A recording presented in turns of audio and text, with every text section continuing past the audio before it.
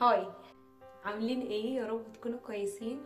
في الفيديو ده هقولك فيه على 30 فكرة ممكن يغيروا لك حياتك في السنة الجديدة. سنة 2023 بتخلص، فاضل فيها شهر بس وهنبدأ سنة جديدة وهي سنة 2024. أتمنى تكون سنة كلكم مبسوطين فيها ومرتاحين، وربنا يكرمكم بحاجات كتيرة قوي بتتمنوها وتوصلوا لأحلامكم ولأهدافكم. بصلي لكل حد فيكم هيشوف الفيديو ده انه يكون ربنا بيكرمه اكتر واكتر، ويكون بيقرب من ربنا اكتر، يكون سنة فيها فعلا بيكون مبسوط ومرتاح، ويكون سنة لو عدى بحاجات كتيرة صعبة في 2023 يكون السنة دي ربنا بيعوضه بحاجات افضل من كل السنين اللي فاتت. فيلا بينا نبدأ في الفيديو واقول لكم على 30 حاجة اللي هتساعدنا ان احنا حياتنا تتغير بشكل افضل.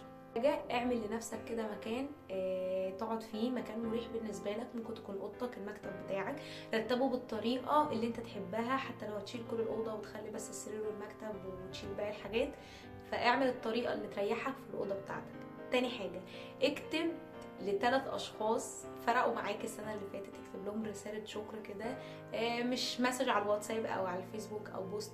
حلوة جدا لو تعملها على شكل هدية او تبعته في جواب تشكر الناس دي انهم قد ايه فرقوا معاك، وان قد ايه ان هم كانوا واقفين جنبك. اكتب اهداف ذكية. يعني ايه اهداف ذكية؟ يعني محددة قبل للقياس، اقدر اعمل فيها خطوات تساعدني ان انا اوصل للهدف بتاعي. اتعلمي انك تعمل تمرينات كل يوم الصبح، حتى لو 10 دقايق تطلع تمشي فيهم بس كده، تشم هوا او تشوف الشمس وتشوف السماء. دي حاجة هتفرق في نفسيتك جدا. ممكن ما تفرقش في وقتها، لكن على المدار البعيد صدقني هتفرق معاك جدا.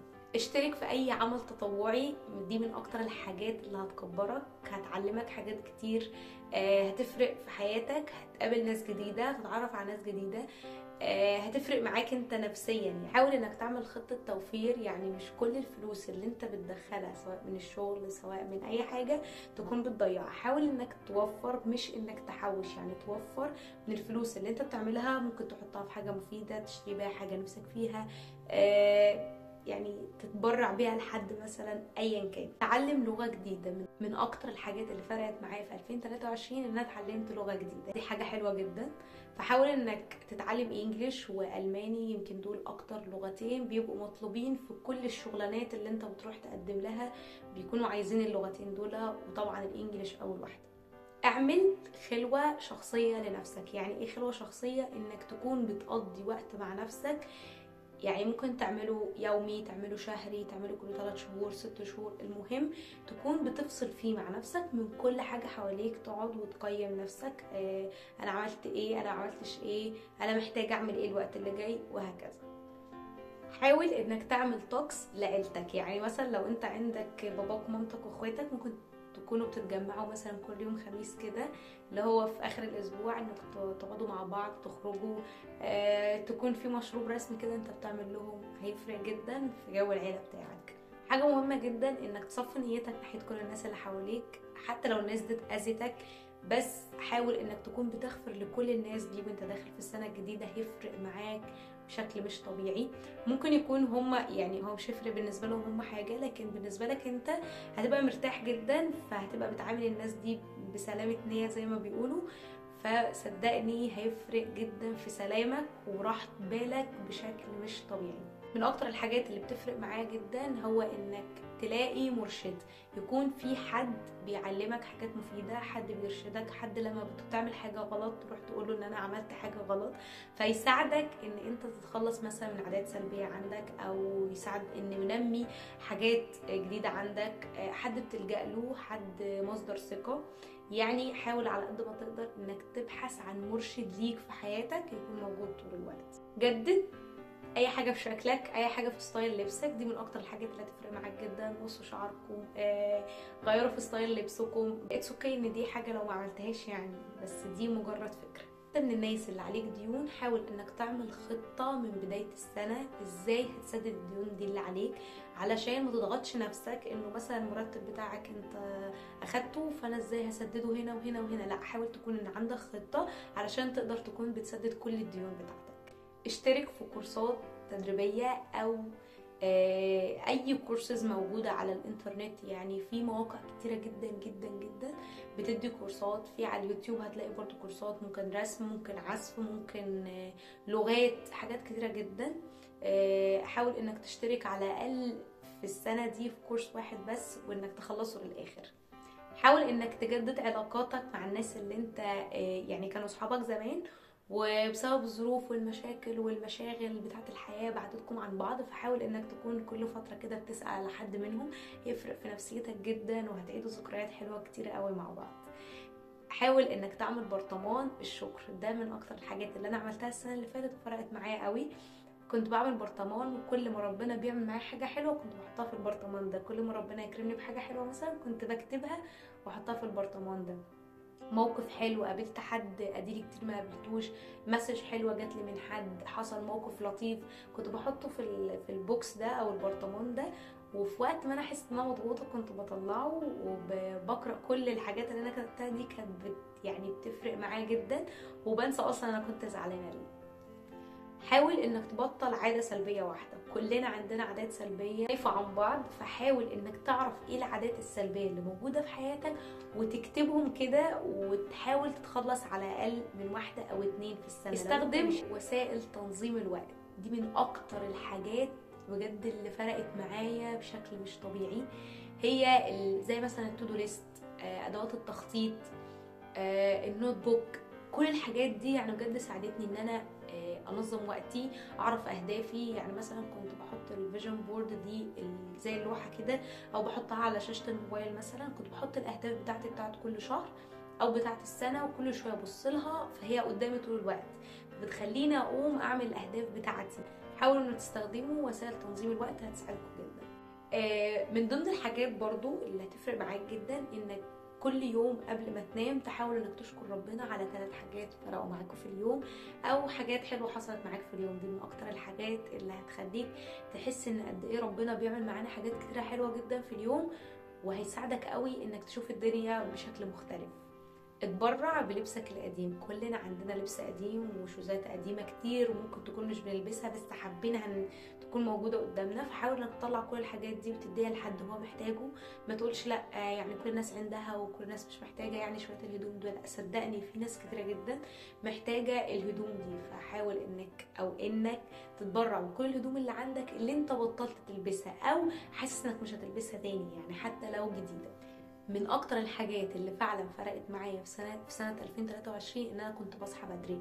اليوم اللي كنت بصحى فيه بدري، اللي هو كنت بتاخد بكورية اليوم كده، اللي هو يعني بداية اليوم، كنت بتحس اليوم يومين. فحاول انك تصحى بدري. لو انت مثلا بتصحى الساعة 2 3، مش هقولك اصحى الساعة 5، بس على الاقل اصحى الساعة 9، اصحى الساعة 10، حتى اليوم الاجازة بتاعك اصحى في نفس الميعاد اللي انت كنت بتصحى فيه باقي الاسبوع، علشان ما تتعودش انك اليوم ده تنام فيه. حاول انك تساعد اي شخص محتاج لاي مساعده. يعني مثلا ممكن تكون حد ما تعرفوش بس لقيته محتاج مساعده وانت هتعرف تعمل كده، ما تترددش انك تعمل كده. ما تقولش لا الناس مش بتقدر وانا هقدم خير ومش بلاقيه ومش عارفه ايه وكل الكلام ده. صدقني ربنا بيرد ده اضعاف حتى لو انت مش واخد بالك. فحاول على قد ما تقدر اي شخص تشوفه في اي مكان ساعده. حاجة مهمة جدا جدا جدا وهي انك تعيش الحاضر. بطل تفكر في الماضي. الماضي خلص بكل ما فيه، بكل الوحش بكل الحلو اللي كان فيه، فما تفكرش فيه نهائي. ولا تفكر حتى في المستقبل اللي انت مش عارف اصلا هو فيه ايه. يعني المستقبل ده في ايد ربنا، في ايد ربنا، فدي حاجة تطمن جدا ان هو في ايد ربنا يعني. فحاول انك تركز في الحاضر اللي انت فيه.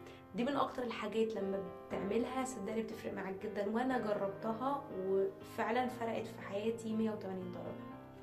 صمم جملة تشجيعية ليك. يعني حاول ان يكون في جملة كل ما بتبص لها بتشجعك، كل ما بتبص لها حتى لو انت تعبان او زهقان بتتشجع. يعني مثلا ميرنا انت جميلة، ميرنا انت شكلك حلو، ميرنا انت مقبولة، ميرنا انت محبوبة، ميرنا انت ضحكتك حلوة، ميرنا انت عندك قبول ربنا ادهولك مش موجود عند ناس كتير.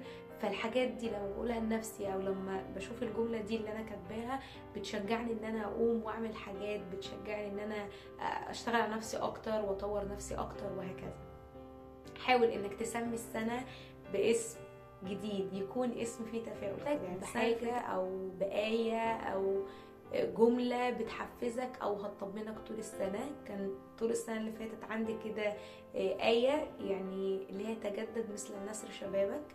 دي من اكتر الحاجات اللي فرقت معايا جدا. كنت كل ما احبط او احس ان انا يعني مش قادره اكمل، فكنت ببص للايه دي للسنه بتاعتي، كنت اقول الرب قال لك انه يتجدد مثل النسر شبابك، فكنت بطمن جدا وكنت بكمل يعني. فحاولوا على قد ما تقدروا انك تسمي السنه بتاعتك باسم جديد، باسم مختلف، وده هيفرق معاك جدا. فكر في مشروع خاص بيك، يعني حاول انك تفكر في مشروع وتخطط له، تمام؟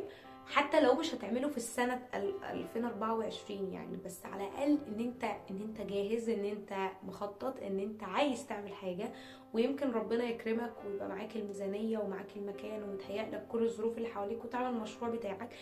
فلو انت برضو مش عندك ده او الفرصة دي مش موجودة عندك، معاك السنة الجاية أنا عندي مشروع وعندي كل حاجة، وهنشوف سنة 2024 أو 25. من أكتر الحاجات برضو اللي أنا يعني في السنتين اللي فاتوا تقريبا كنت بعملها، هي كل حاجة أنا بخاف منها كنت بعملها. كل الحاجات اللي أنا كانت بتخوفني كنت بعملها علشان أبطل أخاف. فحاول إنك تقوم بحاجة واحدة بس بتخاف منها وجربها. ممكن تكون يعني أنا كان عندي فوبيا من المرتفعات، مازال يعني موجودة بس مش بنفس الشكل اللي كانت موجودة بيه الأول يعني. فحاول انك تعمل حاجة واحدة بس انت بتخاف منها، هيفرق معاك جدا. فكر انك تعمل هدية رمزية لحد انت متعرفوش. ممكن يكون يعني من اكتر الحاجات اللي انا جربتها وحبيتها جدا وحسيت فرقت مع الناس اللي حواليا، هي اني كنت بعمل ورق كده مكتوب فيه جمل تحفيزيه وحاجات تشجع الناس، وكنت بحطها في برطمان او بوكس وكنت بوزعه للناس، ناس اعرفها ما اعرفهاش، كنت بديهم واحده فكانت بتفرق مع الناس جدا. لا الله دي بص دي عشاني بالظبط، ده ربنا بعتها لي انا بالظبط. فحاول انك تعمل حاجات زي كده. ممكن تاخد الورق ده وتحطه في الميكروباص مثلا، في العربيه، في المواصلات، تحطه في الشارع، في اي مكان، هيفرق جدا مع الناس اللي حواليك. حاول انك تتعلم نشاطات جديده مختلفه عن اللي انت متعود عليها. يعني مثلا اتعلم رسم، اتعلم عزف، اتعلم مثلا في يعني رياضات كتير جدا وفي انشطه كتير جدا ممكن تتعلمها، هتلاقي كتير جدا جدا على النت. فحاول انك تتعلم المهارات دي او الانشطه دي. حاجة مهمة جدا فرقت معايا قوي قوي قوي قوي، انك تكتب لستة بالكتب اللي انت عايز تقراها. يعني انا قريت كمية كتب كتير كتير كتير كتير، يعني دي كانت اول سنة في حياتي اعمل كده، وفرق معايا جدا لان انا كنت حاطه يعني زي قائمه كده ان انا هقرا الكتب دي او محتاجه ان انا اعرف خلفيات الكتب دي ايه وهكذا، وفعلا تم يعني. واخر حاجه حاول انك تغير سرعه السنه بتاعتك. يعني لو انت السنه اللي فاتت كنت ماشي بطيء جدا جدا في السنه، حاول انك تغير رتم السنه وتسرعها. طب لو انت كنت ماشي سريع سريع سريع وحاسس الدنيا ضغط عليك، لا حاول في سنه 2024 تكون بتبطئها كده يعني. وبس كده، ده كان الفيديو بتاعنا بتاع النهارده، هو 30 فكره او اكتر للسنه الجديده سنه 2024. اتمنى تكون سنه حلوه جدا جدا عليكم كلكم، وسنه يكون ربنا بيحقق وعود ويكرم ناس وبيعوض ناس عن حاجات كتيره صعبه عدت عليهم. فهشوفكم فيديوهات تانية كتير. باي.